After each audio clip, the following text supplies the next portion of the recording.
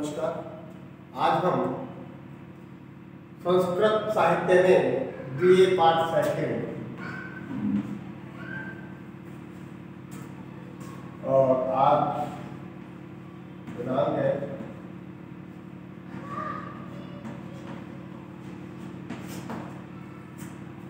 संस्कृत साहित्य के BA part second में एक पुस्तक है कठोपनिषद। पुस्तक का नाम है, ये राजस्थान विश्वविद्यालय के सिलेबस में सेकेंड ईयर के अंदर पढ़ती है।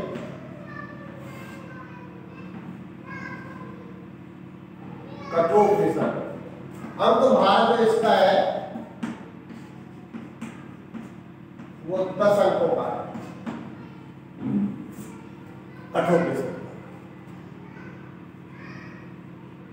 कठोपनिषद यजुर्वेद की जो दो शाखाएं, एक कृष्ण यजुर्वेद एक शुक्ल यजुर्वेद, तो कृष्ण यजुर्वेद की तैतरीय शाखा से किया गया है। कठोपनिषद में 3 अध्याय है और इसमें प्रथम वल्ली का जो है, प्रथम अध्याय की प्रथम वल्ली है। प्रथम अध्याय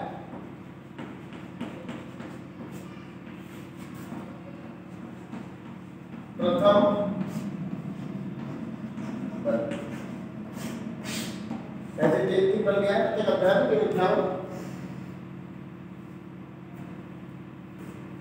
जो कठोपनिषद है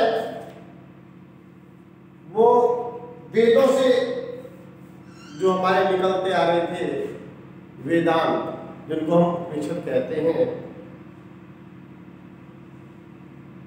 उनके ही एक रूप का विवरण है। कठोपनिषद के अंदर यजुर्वेद,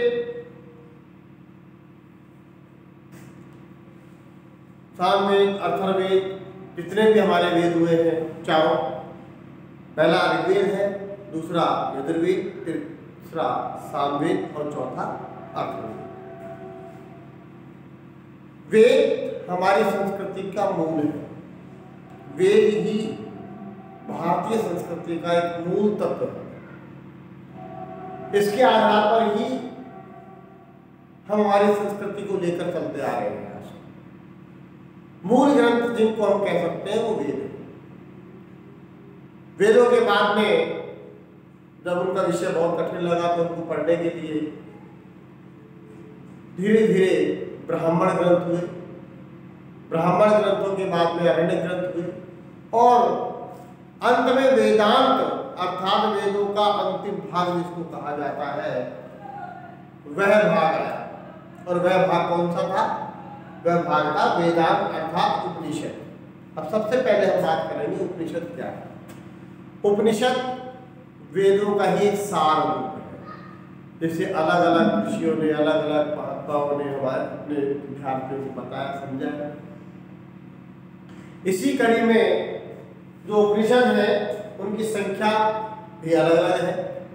कोई कुछ बताता है, कोई कुछ बताता है, लेकिन जो मूल संख्या है वो कुछ विद्वान इनकी संख्या 108 बताते हैं, जिसमें ऋग्वेद की 10, शुक्ल यजुर्वेद की 19, कृष्ण यजुर्वेद की 12, सामवेद की 16, अथर्ववेद की 31, इस प्रकार से 108 संस्कृत बताते हैं। लेकिन इन 108 के अंदर से, अर्थात आज कोई भी प्रश्न करता है तो हम सीधा सीधा कह सकते हैं उपनिषद है कति संते, उपनिषद कितने हैं? तो हम सीधा सीधा ये कह सकते हैं कि उपनिषद 108 है, क्योंकि अधिकांश रूप से जो मान्य प्रश्न है वो यही है कि उपनिषदों की संख्या 108 है। कुछ विद्वानों ने और भी बताई है, लेकिन हम मूल रूप से 108 की उपनिषद मान के चलते हैं।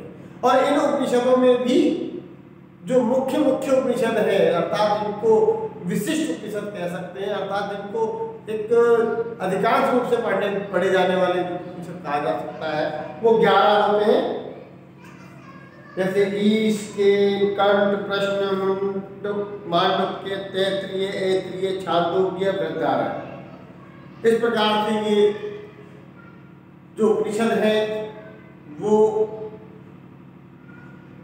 गुरु के पास बैठकर शिक्षा को ग्रहण करना। उप प्लस निषद, उप माने समीप, निषद माने गुरु के पास में बैठ करके ज्ञान जिसको ग्रहण किया जा सकता था वही उपनिषद है।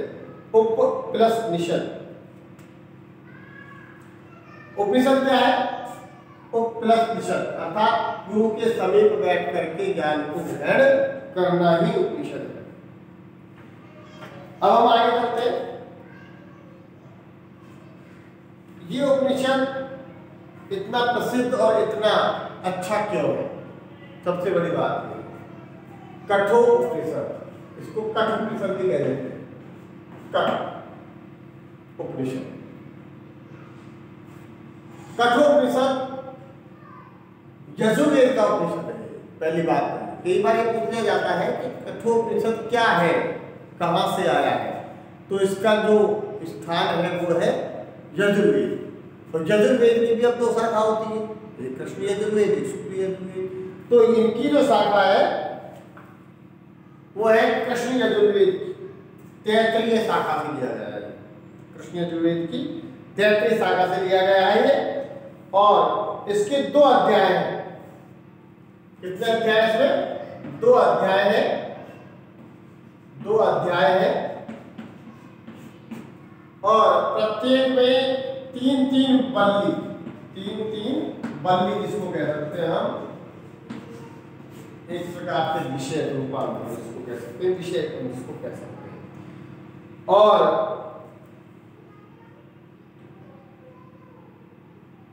कुल बल्ली कितनी हुई? 6 हो गई। ठीक है। अब इन 6 के अंदर एक में 29, एक में 15, एक में 17, एक में फिर 15, एक में फिर 18, 29, 15, 17, 15, फिर 15 और फिर 18। इस प्रकार की मंत्रों की संख्या है इसमें 6 मंत्रों की संख्या। पहले के अंदर 29 है, दूसरे में 15 है, तीसरे में 17 है। ये प्रथम अध्याय है। द्वितीय अध्याय के अंदर 2 अध्याय है, 15, 15 और 18। इस प्रकार की इसके अंदर मंत्रों की संख्या। ये हमारा कोई मूल विषय नहीं है, हमारा विषय है प्रथम अध्याय की प्रथम बल्ली। ये हमने थोड़ा उसके आगे के विषय को बताया था आपको। जब हम इसका अध्ययन करते हैं कठोपनिषद का, तो इसके अंदर एक ही चीज निकल करके आती है कि कठोपनिषद इतना प्रसिद्ध क्यों हुआ। इसका मूल कारण है इसका विषय वस्तु का ज्ञान। इसमें क्या है, मूल रूप से इसके अंदर क्या है। कठोपनिषद जो है उसके अंदर 2 अध्याय बताए और इन दोनों अध्यायों के अंदर मूल रूप से आत्मा के विषय का विवेचन किया गया है। आत्मा क्या है, आत्मा के ज्ञान क्या है, उस ज्ञान को प्राप्त करने के लिए एक बहुत ही सुंदर तरीका बताया और वह सुंदर तरीका इसके अंदर बताया गया। इसका ज्ञान कौन बताता है? आत्मा का। इस आत्मज्ञान का विवेचन स्वयं यमराज जी के द्वारा किया गया। प्रथम अध्याय की प्रथम बल्ली का जो मूल विषय है, इसका अंक हमें 10 दिया है राजस्थान विश्वविद्यालय ने, कि जो उपनिषद है उसकी व्याख्या करने के लिए हमें दिया जाता है। तो अक्सर कभी कभी प्रश्न पूछ लिया जाता है। प्रथम अध्याय की प्रथम बल्ली की रूपरेखा विषय वस्तु क्या है, सबसे पहले हम उस बात पर चर्चा करें। इसमें क्या होता है, वाजस्नेय ऋषि है, उनका एक पुत्र है नचिकेत। इसको नचिकेत आख्यान भी कहा गया है स्थानों पर। और नचिकेत एक ऐसा पुत्र है जो बड़ा ही कर्मठ है, बड़ा ही अच्छा है, सुंदर है। तो एक बार क्या होता है, नचिकेत अपने आश्रम में खेल रहा होता है और उसके जो पिता थे वाजस्वा, वो वहीं बैठे रहते हैं और वह अपना सब कुछ दान देने की इच्छा रखते हैं। एक यज्ञ करते हैं उसमें तो अपना सब कुछ दान दे देते हैं। उन सब कुछ दान जब दिया जाता है तो सब कुछ दान के अंदर क्या होता है कि जो गाय वृद्ध हो चुकी है, जो गाय दूध देने वाली नहीं है, जो बहुत ही पुरानी हो चुकी है, जो मतलब जीने में भी असमर्थ है, तो उनका भी दान कर देते हैं। देखो, तो ये देख करके बड़ा ही विचित्रता नचिकेत के मन में आती है। जब विचित्रता आती है तो नचिकेत बड़ा दुखी होता है कि मेरे पिताजी ऐसा क्यों कर रहे हैं, क्योंकि ये तो ना तो दान देने की योग्य वस्तु ही नहीं है, तो फिर मेरे पिताजी इनका दान क्यों कर रहे हैं। तो ऐसे ही प्रश्न करता करता छोटे बच्चे के रूप में तो नचिकेत था ही, तो उसने अपने पिता से ये पूछ लिया कि हे पिताश्री, आप इन सब का दान क्यों कर रहे हो, और क्यों इन्होंने तो इनका दूध पिया जा चुका है, इनसे सेवा हम जो ले सकते थे वो कर ले चुके हैं, हमने इनकी जो सेवा की वो कर दी है, तो इस प्रकार से ये देने के योग्य नहीं है, और फिर भी आप इनके वस्तु दान कर रहे हो तो कोई बात नहीं, लेकिन आप मुझे किससे दान करोगे, मैं भी तो आपके दान का बात हूँ, भाई मुझे भी दान कर दोगे आप, जब आपने सभी चीजों को दान कर दिया। तो एक बार पूछा, दो बार पूछा, तीन बार पूछा, उसके पिता ने कोई जवाब नहीं दिया। जब बार बार उसने दो तीन बार जब इस प्रश्न को पूछा तो वाजस्रवा को क्रोध आ गया। अब क्रोध आया तो उन्होंने सहज भाव से ही, ऐसा उनका नहीं था, सहज भाव से उन्होंने कह दिया कि मैं तुझे मृत्यु को देता हूं, यमराज को दूंगा, क्योंकि ये तो शाश्वत सत्य है, अंत में तो व्यक्ति यमराज के पास ही जाता है। तो जैसा ही उस बालक से कहा तो उस बालक की देखो कितनी बड़ी स्थिति थी। उस बालक ने ये सोचा कि मेरे पिताजी ने मुझे आज क्या कहा है, मेरे पिता ने तो मुझे आज ये कह दिया कि मैं तुझे यमराज को दूंगा, यमराज को दूंगा।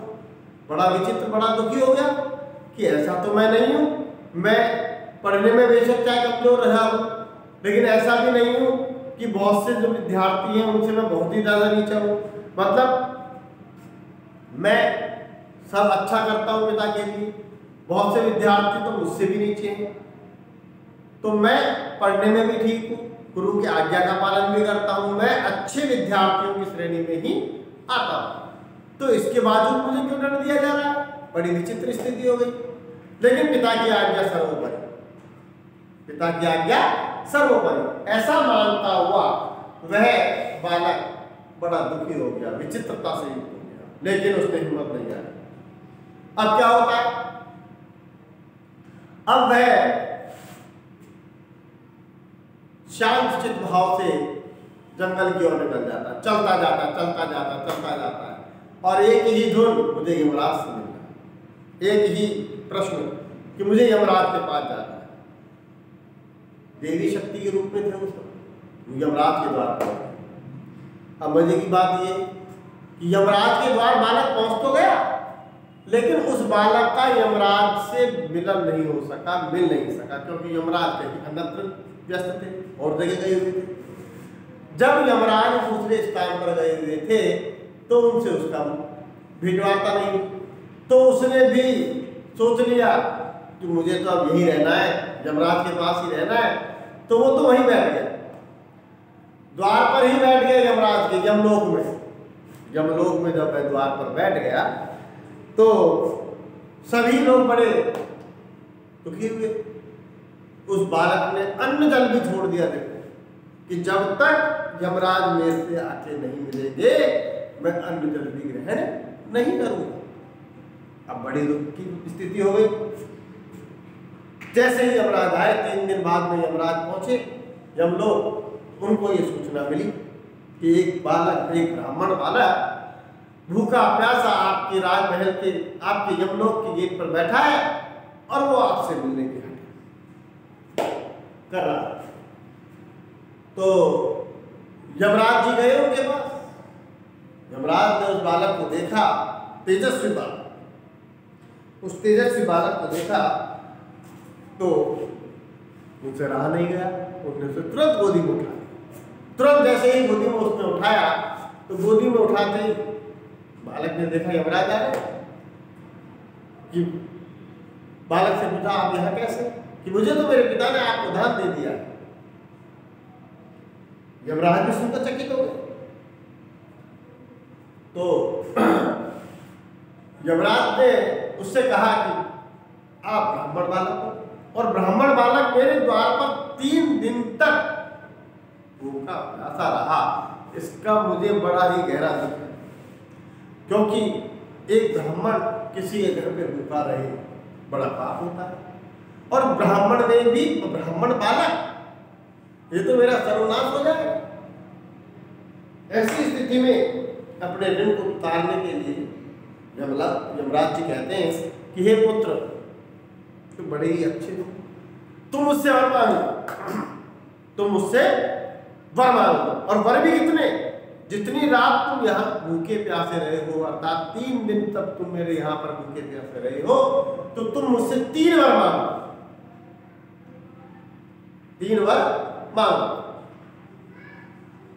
नचिकेता ने जब उनकी गोदी में, यमराज जी की गोदी में हुए थे नचिकेता, तो उन्होंने 3 वर का प्रस्ताव यमराज जी ने उसको दे दिया कि तुम 3 वर मांगो। होता क्या है, पुत्र हमेशा अपने पिता से बड़ा डरता है, तो उसे पिता की क्रोध की स्थिति उसके दिमाग में अब भी घूम रही थी। उसके मन में बड़ी ही वेदना थी कि मैं अगर पापा के पास जाऊंगा, पिताश्री के पास जाऊंगा तो मुझे डांटेगा। तो सबसे पहले घबराते हुए उसने तो अपने यमराज जी से ये प्रश्न कर दिया कि प्रभु मुझे पहला वर तो ये दे दीजिए कि जब मैं अपने पिता के घर जाऊं, अर्थात जब मैं आश्रम में जाऊं, तो मेरे पिता मुझसे कोई प्रश्न ना करें, मुझे डांटे नहीं और प्रेम से गले लगा ले, वो सब बातों को भूल जाए। मुझे उनसे बड़ा डर लगा क्योंकि मैं उनसे बिना कहे आया हूं, इसलिए आप मुझे पहला वर के रूप में तो ये दे दीजिए। पहला वर तो उन्होंने मांगा, 3 वरदान मांगे थे, 3 वरदान मांगे थे नचिकेता ने। पहला वर कौन सा मांगा उसमें कि पिताश्री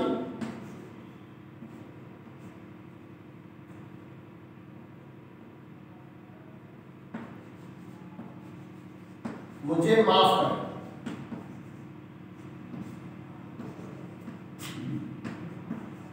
मतलब पिताश्री मुझसे क्रोधित ना हो। इसको ये लिखा जा सकता है, पिताश्री मुझ पर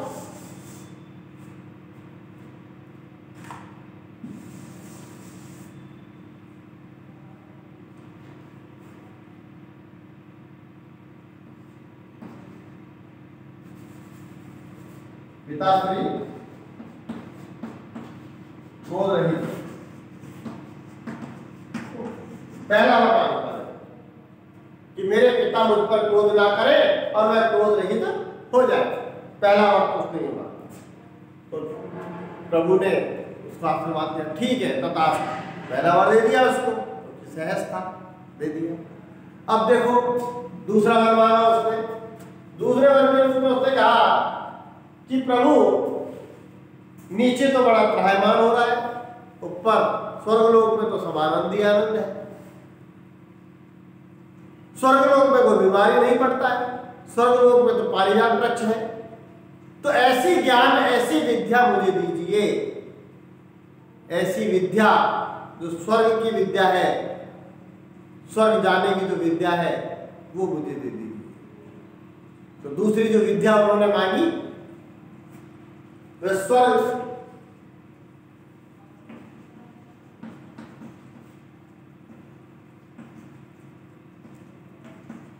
की विद्या मांगी, स्वर्ग जाने, स्वर्ग के विषय की विद्या जाने। तो उन्होंने अग्नि विद्या को नचिकेता को दे दिया। और देखो और भी सुंदर बात, जैसे जैसे उसने उसको दे दिया, ज्ञान बताया, उस बालक ने स्वतः, प्रभु ने पूछा भाई क्या पता समझ भी पा रहा नहीं समझ पा रहा, तो प्रभु को उस बालक ने ऐसे के ऐसे ही उस ज्ञान को उसने उनको बता दिया। देखो 3 वरदान जो मांगे, तो पहला वरदान तो एक था पिता स्वस्थ मेरे को सहज भाव से रख ले, दूसरा कि स्वर्ग जाने के लिए जो यज्ञ विद्या है उसका ज्ञान दो मुझे। स्वर्ग जाने की विद्या अर्थात यज्ञ विद्या मांगा। स्वर्ग जाने की विद्या अर्थात यज्ञ विद्या को उन्होंने मांगा कि उस यज्ञ विद्या में कैसी वेदी बनती है, कैसे क्या क्या यज्ञ लगाई जाती है, यज्ञ वेदी की रचना किस प्रकार से की जाती है, उसका चयन कैसे किया जाता है, वो सारा ज्ञान मुझे बता दो। अब देखो उसने उनको बता तो दिया। अब उनके मन में ये था भाई ये समझ पा रहा है नहीं समझ पा रहा, लेकिन उस यज्ञ वेदी उस अग्नि विद्या को उसने तुरंत ही उसे सब कुछ कह सुनाया। जितना उसने समझा था वह सब कुछ जैसा उन्होंने बताया वैसा का वैसा उसने उसको वापस सुना दिया। जब शिष्य गुरु के उत्तर को बड़े ही अच्छे ढंग से प्रस्तुत कर देता है तो गुरु और भी प्रसन्न हो जाते हैं। तो उस प्रसन्नता के कारण उन्होंने उसे नचिकेता अग्नि के रूप में विख्यात कर दिया कि आज से इस विद्या का नाम नचिकेता अग्नि के नाम से प्रसिद्ध हो जाएगा। अब देखो तीसरे वरदान की स्थिति आती है। तीसरा वरदान जो था तो तीसरा वरदान क्या मांगता है? तीसरा वरदान कहता है कि प्रभु आप सर्वज्ञ हो, आप सब कुछ जानते हो, आप मुझे एक विद्या और दो। वो कौन सी विद्या थी? वो आत्मज्ञान की विद्या थी।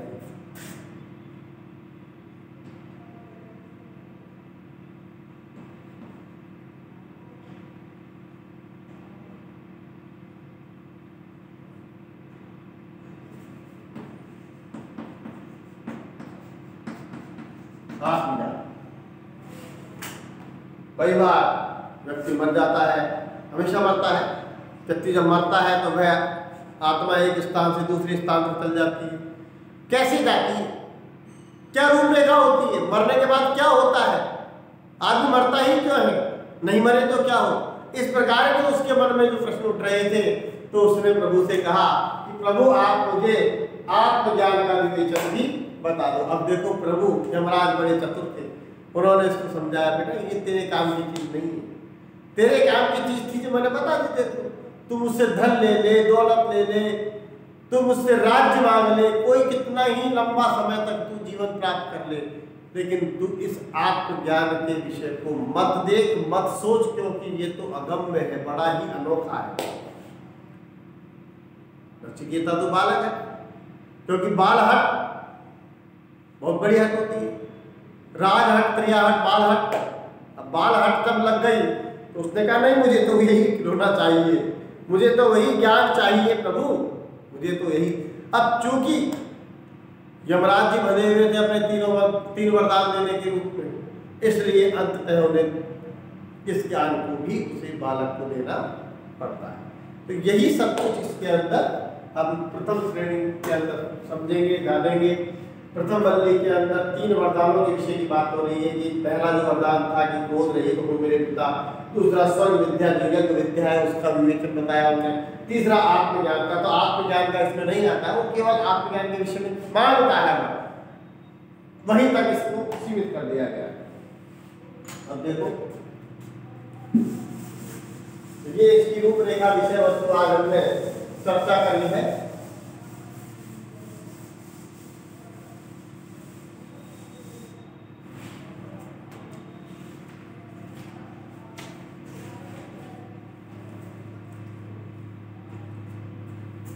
किसी भी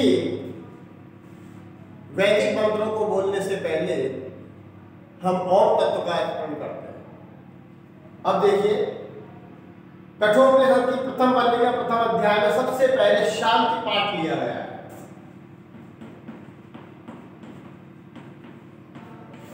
शांति पाठ लिया गया है। ओम सेनो सेनो भुनक्तु सेविनं विक्रमावि तेजस्विनामदितमस्तु मा विदेशम आवहि। ओम शांति शांति शांति। वापस देखेंगे एक बार और।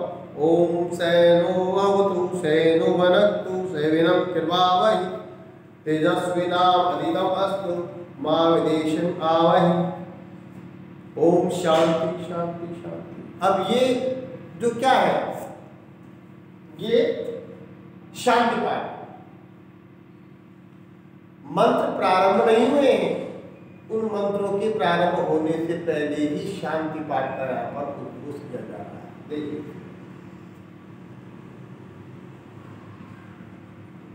ओम।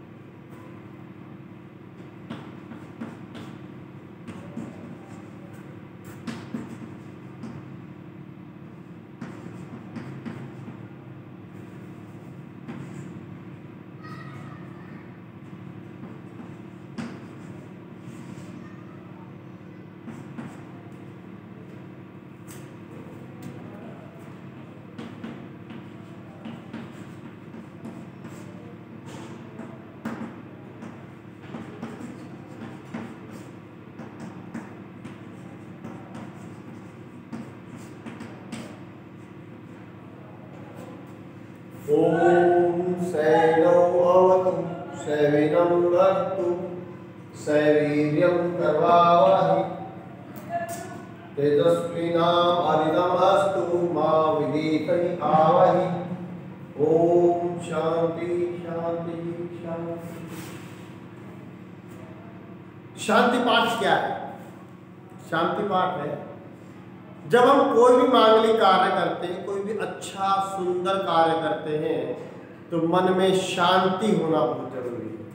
और जब तक मन शांत नहीं होता हम कोई भी अच्छा काम किसी भी रूप से नहीं कर सकते। इसलिए अधिकांश पुस्तकों में जो बताया है शांति पाठ का उद्घोष बताया है। शांति पाठ आवश्यक चीज है। यहां क्या बताया है? शांति पाठ में बताया है कि ओम एक तत्व है। वह ओम से अवतु हम दोनों का गुरु और शिष्य की रक्षा करें, साथ साथ ही हम दोनों भोग करें, हमारे दोनों के वीर्य का वर्धन करें, पराक्रम का वर्धन करें। तेजस्वी नाम अधिगमस्तु, हमारा जो पाठन है वो तेजस्वी हो और तेजस्वी के साथ ही हम आपस में द्वेष ना करें। और इसी कारण शांति ही शांति का आह्वान करते हैं, शांति के रूप में ही आह्वान करते हैं। आज हमने शांति पाठ से स्टार्ट कर दिया है। कल से हम कठोपनिषद के अगले श्लोकों का अध्ययन करेंगे। नमस्कार।